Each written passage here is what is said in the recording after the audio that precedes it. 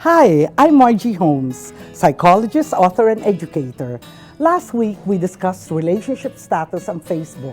For today's episode, we'll talk about Facebook manners. I asked, what would you consider bad manners or annoying behavior on Facebook? Here are some of your responses. Fidel R. Cabantac and Cesar Montel Jose. Using God's name in fundraising, sharing posts that say, like if you love Jesus. I've got nothing against God. It's the fan club I can't stand. Raul J. De Vera Jr. adds, those who post sexy pictures that my friends and I call hipon, which is, okay lang ang katawan, tapo ng ulo.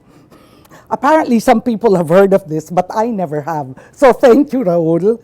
I Cervantes says, yung ginagawang Twitter ang Facebook, every second kung mag-post, okay sana kung may sense or entertaining yung post eh. Lila Shahani, self-righteous indignation about injustice in this country that attacks an abstract state without specifying which power brokers they are referring to, as if the state were just one vast, united monolith. Many don't even bother to get their facts straight.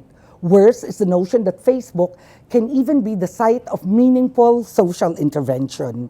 If you really want to help, well, roll up your sleeves and go to the field rather than pontificating from on high, which is your living room. On Facebook, I agree with you, Lila, 100%. Ella Quintanar, fighting on Facebook. I know of a couple who fought on Facebook and pretty soon their friends started unfriending them. Ella adds, saying what you or your family is wearing. My son is wearing Hugo Boss, as though your wall is OK Magazine and you're walking the red carpet. Maureen, Jean, Lara, and Lisa Magtoto say, people who keep changing their status on Facebook, and people who post grammatically incorrect posts in English. Pwede naman ang Tagalog, di ba? And I'm glad you said this, no? Because what you're saying is, hindi ka nagiging snabera tungkol sa mga hindi makasulat ng straight English, di ba? Nagiging snabera ka sa mga people na TH, trying hard when we have our own national language to use. Okay? And number 3, yung nagpaparinig, nagpapablind item. May Magsino says, when random strangers claim to know your common friends and then make indecent proposals, there's always the block option on Facebook. Living Cebu CDO says, when all of a sudden someone comments on a random post with a very far out cry, "Hi Margie, is that you? Do you remember me? Wow, ang ganda mo ngayon." Yeah, that can be pretty disconcerting. And even worse if they say, "Ang pangit mo," hindi ba? But that's just my own idea. Lut Helen says, I do not like nor understand being tagged in a photo I am not part of. May Magsino says, yung mga friends na naglakad lang sa kanto o nag-coffee sa Starbucks ay pinupost pa sa Facebook. Hello? Feeling diary niya ang Facebook and all of us are interested. Yikes! Kaloka bells din yung mga taong nag-post ng mga romantic moments nila araw-araw. Sila yung nababalitaan mo na lang bukas na nag-separate na pala.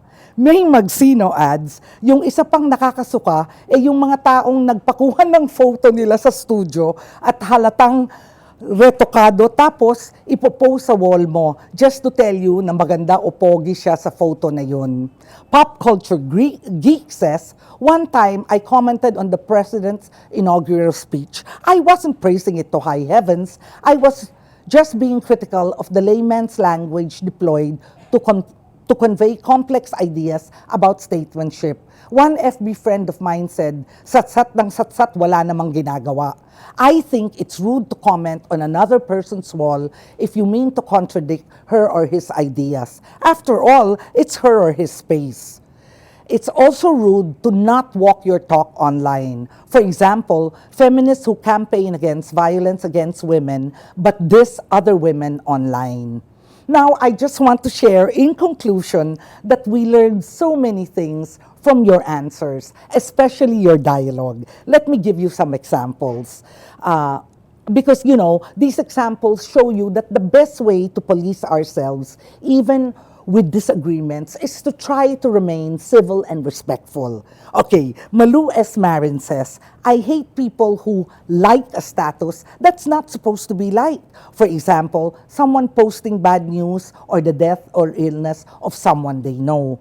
But Gregory Locson says, Malu, liking automatically keeps one updated to a particular post or interest. Now, unless there is a new way to track a post, that's how we do it for now, which is wonderful. I learned something new, Gregory, and I'm sure Malu also learned something new. Kaya after that, tahimik lang siya because knowing Malu, ganyan siyang klaseng tao. Okay, doesn't have to keep on proving a point if she realizes that there's an alternative explanation. Another dialogue I'd like to share with you starts off with Joey Ramirez, who says, I find it bad manners when people post their new phone or car, etc. It's the new way of showing off. It's tacky. But Lute Helen says, I disagree, Joey. I consider it sharing the joy one feels in having a new car, a new whatever. Tina Kabundok adds, another way of showing off is saying thank you over something their husband or wife gave them while they're not even miles apart. Kung sakali they're about to go to sleep, katabi lang niya, and then they'll say, well, thank you for the Gucci bag you gave me. So Lute Helen adds, does one have to be miles apart to be grateful for what a loved one does for you? Well, Tina Kabundok answers, showing off is bad manners. And then Steve says, sometimes the line between showing off and just being publicly happy is a thin one. If I post something about the accomplishments of my kids, am I showing off?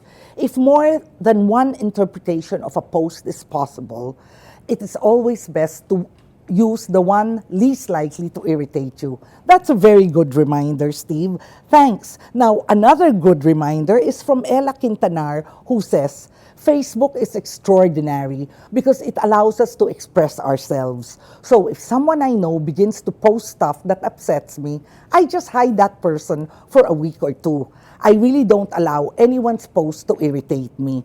In other words, instead of saying, PI mo hayop ka, just hide her or him for a day or two. Don't kill a bumblebee with a cannon, because hiding them seems to be enough of a solution.